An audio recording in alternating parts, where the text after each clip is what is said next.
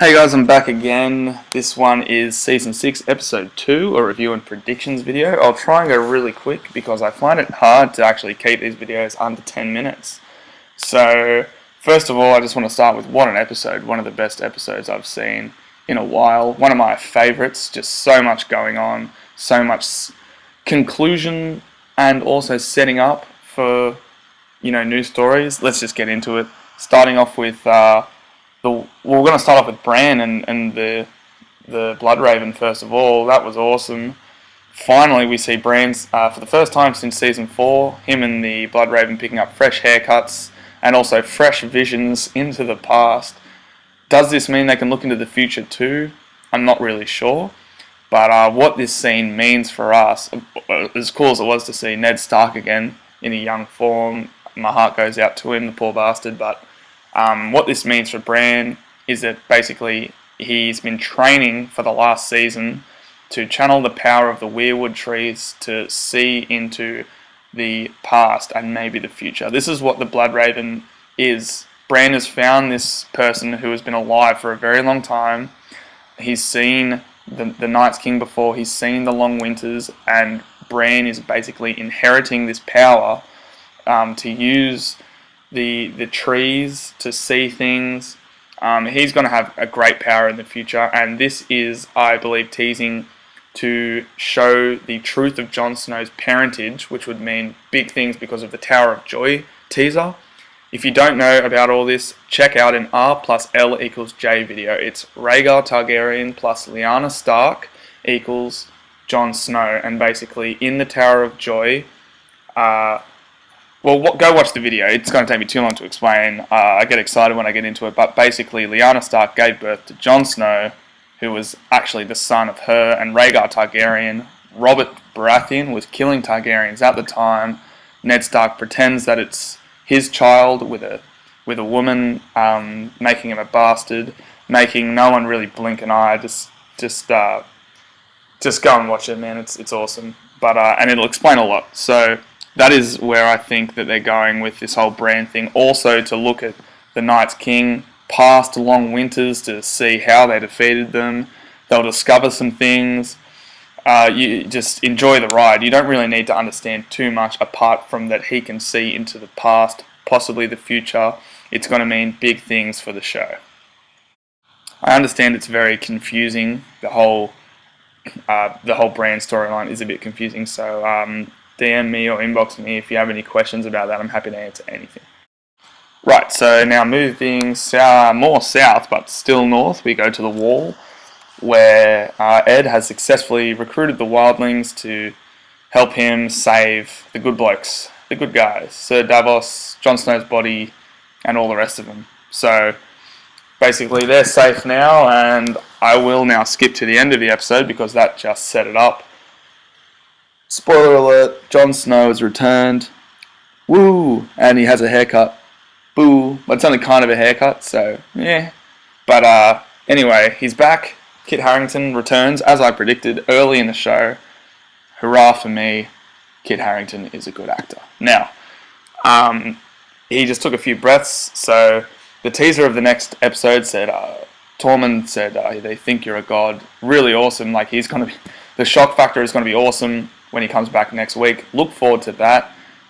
Sir Davos inspired Melisandre to have faith again, and so she'll discover that Jon Snow's back.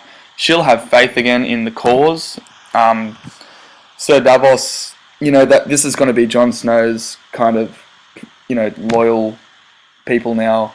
They're going to be going around together. There's so much that could happen from this. So many predictions. I'll go through them very quickly. I think Jon Snow will have a battle with Ramsay Bolton, not individually, of course, but armies. It will be Ramsay Bolton, kind of defending Winterfell with the Karstarks, with some of the traitors to the Starks, against all the rest of the North and Jon Snow, and this will make it kind of even. However, I think the wildlings will be the advantage. Jon Snow will take back Winterfell. Starks will be in Winterfell again. Finally, a Stark reunion. Sansa's coming to the north as well to try and find him. It's all very beautiful, isn't it? And I think, yes, I think a death prediction. Torment, the good bloke Rhaegar wildling. I think he'll die. Always got to throw in a death prediction here and there, but it's going to be awesome. Stay tuned for that.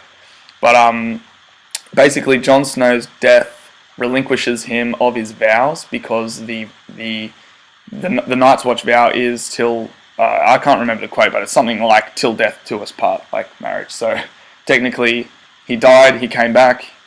Death has separated him from his vows now. He'll realise that, and he'll go and pursue other things. Next is the Lannisters. Go through these guys quick because not too much happened. We just see how the deceased mountain and now zombified mountain is really, really strong and a bit of a badass. He smashes that guy's head against the brick wall. I thought that was awesome.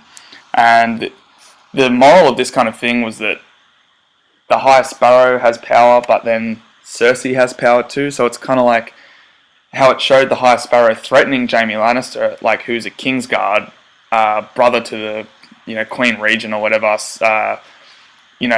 uncle to the king or father, winky face, to the king. How he can be threatened so easily by a religious faith and no consequence can come about it, shows the High Sparrow's power, right? And then the next scene is kind of like the mountain, and also the King Tommen is back in Cersei's control, shows how Cersei has power. It's becoming two supermen versus each other, and it's going to create a civil war straight up. You heard it here. It will be... I think that the Lannisters will probably overthrow the religious faith soon with the help of the Tyrells, because remember, Margaery and Sir Loras are still in captivity. The King's doing nothing. The Tyrells will probably come and help, and I think civil war is bound. Next up is everyone's favourite dwarf, Tyrion, and basically showing from the books, he really does love dragons. It's kind of been hard for them to show this in the TV show, because in the book most of it is like thoughts. So this one's kind of recapping his knowledge of dragons. He reads a lot of books about dragons in the King's Landing library. He requests a dragon for his birthday. But there's theories that Tyrion could be a Targaryen. They're all there's not much evidence. It's kind of just a fun thing. But this could push that a little bit because the dragons like him. But I don't think so. I think it's just because the dragons are very intelligent and they recognize him as a friend. So this episode basically showed that the dragons are smart.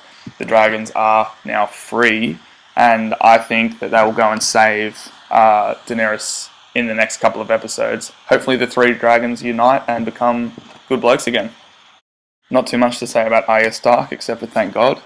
They've hastily sped up the process that has taken her to get back into the House of Black and White.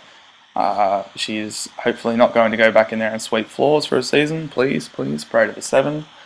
But not much to say about her, except for she just looks like she's starting to lose her identity a bit. Accepting that she's no one, and this should turn her into some kind of strange assassin. We can only wait and see. Ramsay just keeps giving us more of a reason to hate him. Man, that thing with the hounds was like heavy as. That scene where he was holding the baby and the music got quicker, that was like, don't drop it or something, please. But this scene basically shows how Ramsay is just power hungry. He's killed his dad, killed his brother, all that, killed Walder Frey, and it's just like, are the people going to follow him? Are the people going to believe that Roose Bolton was poisoned?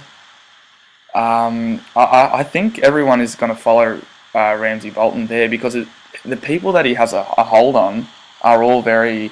I mean, you saw the Karstark boy there, and he's very behind Ramsay Bolton, which means he's Lord of the Karstarks. Means his people are also there, one of the biggest northern armies. I think the people are going to follow Ramsay Bolton, the three big armies, but not all of the North will follow him. Obviously, that takes me back to what I was saying about Jon Snow and that war in the North, so it'll be interesting.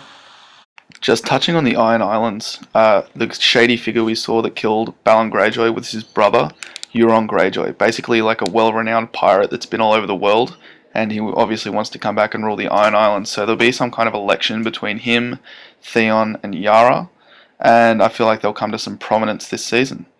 Anyway guys, thanks for watching. Stay tuned for the next review, and thank you.